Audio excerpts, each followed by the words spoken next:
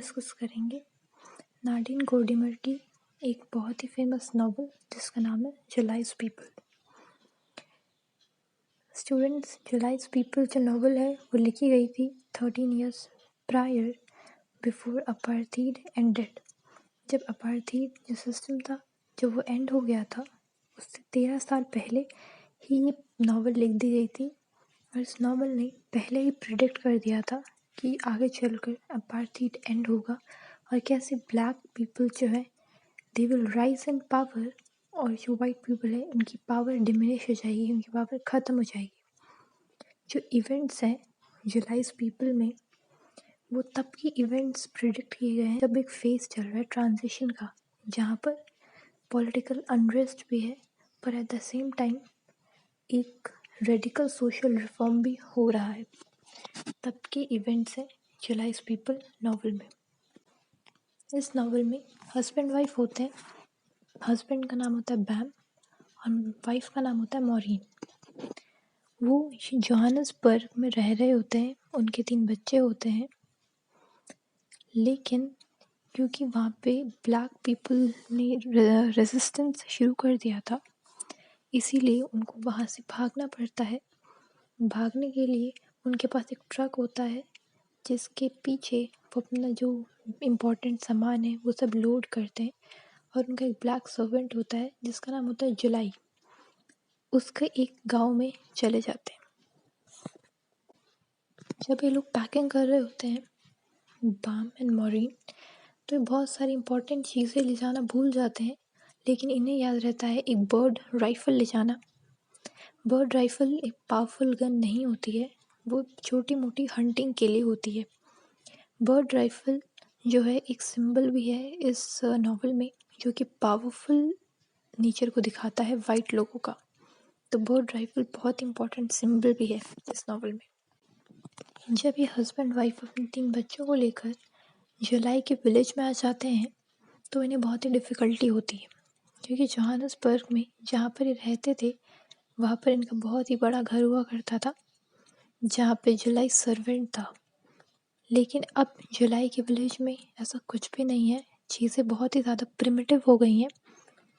इनको mud huts में रहना पड़ता है, हरे पत्तों के लिए बाहर जाना पड़ता है, खुद ही अपना सारा काम कर रहे होते हैं।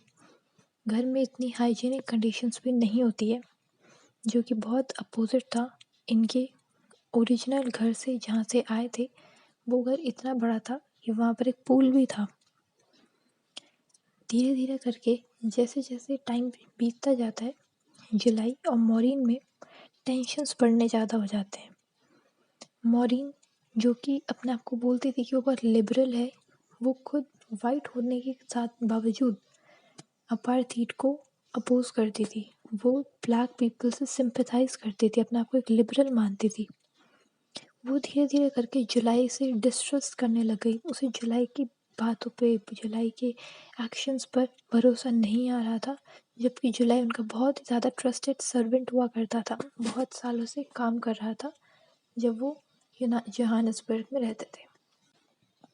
जैसे ही बैम और मॉरीन जुलाई के विलेज में आते हैं उसी मौके पर जुलाई जो है बैम से उसके ट्रक की कीज़ मांगता है और उस कीज़ को लेकर ट्रक को लेकर कहीं और चला जाता है उस ट्रक को हाइड करने, क्योंकि वो और ब्लैक कम्युनिटी को नहीं बताना चाहता था कि वो वाइट लोगों को हार्बर कर रहा है अपने घर में।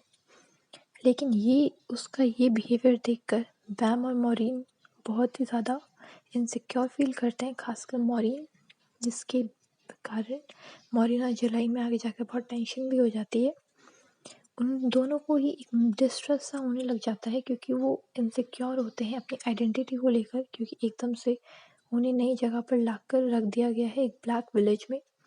वो अपने आप को लिबरल दिखाते हैं लेकिन फिर भी उनको अब इनसिक्योरिटी हो रही है क्योंकि उनको लग रहा है कि शायद जुलाई पावरफुल है यहाँ पर, क्योंकि जिस तरीके से जुलाई ने कीज़ मांगी बैम से तो ये चीज़ मॉरीन को बिल्कुल अच्छी नहीं लगी और मॉरीन और बैम इस चक्कर में फाइट करने लग जाते हैं हट में, जब तक जुलाई गया रहता है।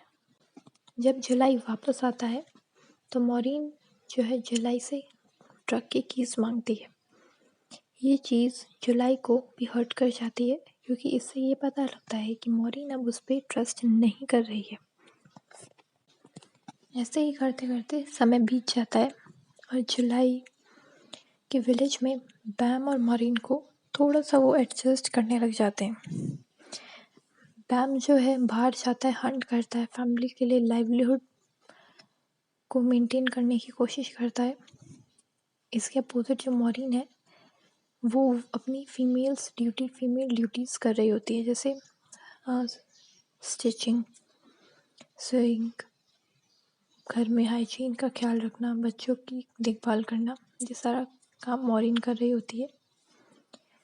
तो इस नॉवल से हमें एक चीज़ ये पता लगती है कि उस टाइम जेंडर रोल्स क्या थे और अब क्या है, क्या उनमें डिफरेंस आया है। एक आइडेंटिटी, जेंडर आइडेंटिटी को भी ये नॉवल डिफाइन करती है।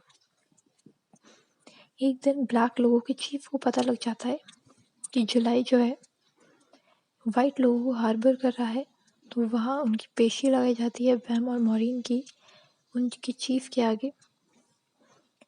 लेकिन जब बैम और मॉरीन वहाँ से वापस आ रहे होते हैं तो बहुत ही अपसेट होते हैं। वो सोचते हैं कि अब हमें यहाँ से चले जाना चाहिए, पर उन्हें ये नहीं पता होता कि वो जाए कहाँ, क्योंकि अब ट्रक की कीज तो उनके पास है पर ट्रक उनके पास नहीं है। जुलाई ने उसे ट्रक को कहीं छुपा दिया है। लेकिन लास्ट में दिखाते हैं कंक्लूजन में प्ले के कि मॉरीन को एक चॉपर दिखता है, एक हेलीकॉप्टर दिखता है, जिसको देख कर बहुत खुश हो जाती है और सबको छोड़ के उस हेलीकॉप्टर के पीछे भागती है और यहीं पे वो नॉवल एंड हो जाती है। आई होप आपको नॉवल क्लियरली समझ आ गई होगी। ये नॉवल की समरी मैंने आपको बताई। अगर आपको ये सेशन अच्छा लगा होगा तो please subscribe it, like it and share it, and thanks for watching.